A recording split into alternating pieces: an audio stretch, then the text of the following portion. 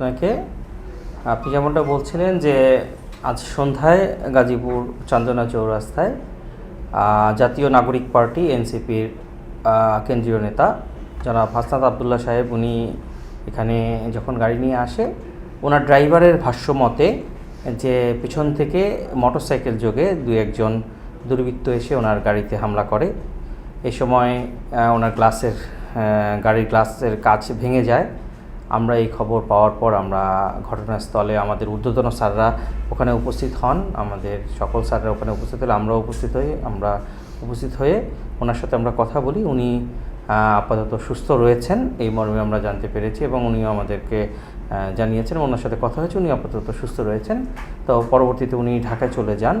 তো এই ঘটনার পরপরই আমরা আমাদের ঊর্ধ্বতন স্যারদের নির্দেশে অত্র এলাকায় আমরা ব্যাপক অভিযান চালাচ্ছি এবং এই ঘটনাটির একটি সুষ্ঠু তদন্তের জন্য আমাদের গোয়েন্দা সংস্থা, আমাদের থানা পুলিশ, আমাদের মাননীয় কমিশনার গাজীপুর মেট্রোপলিটন স্যারের নেতৃত্বে আমরা সকল টিম একসাথে ফিল্ড ওয়ার্ক করছি।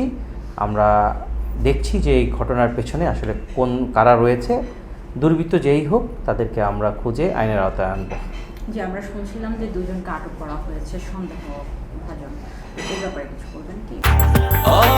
ব্রেকফাস্ট, টিফিন কিংবা স্ন্যাক টাইমে মজাদার আয়োজন মানে অল টাইম ব্রেড।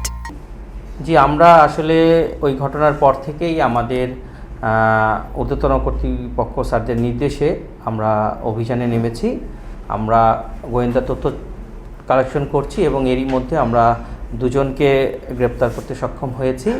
আমরা তাদের সাথে কথা বলছি এবং যাচাই বাছাই করছি এবং আরও তথ্য প্রমাণ সংগ্রহ করছি এবং এই ঘটনার সাথে যারা সম্পৃক্ত আছে তাদের বিরুদ্ধে আমাদের গাজীপুর মেট্রোপলিটন পুলিশের সম্মানিত কমিশনার স্যারের জিরো টলারেন্স রয়েছে এবং আমরা সকল টিম স্যারের নির্দেশে এবং ঊর্ধ্বতন কর্তৃপক্ষ ঢাকা থেকে আমাদের পুলিশ হেডকোয়ার্টার থেকে সকল সিনিয়র স্যাররা আমাদেরকে দিক নির্দেশনা দিচ্ছেন।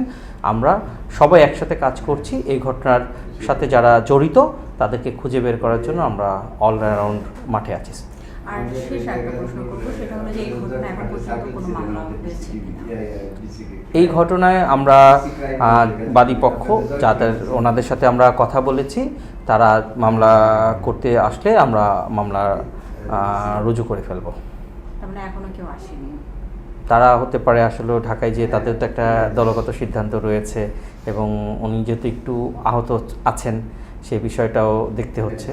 তো ওনারা আমাদের থানা পুলিশ সহযোগিতা ওপেন অলওয়েজ, তারা এজাহার দিলেই আমরা এফআইআর রুজু করব।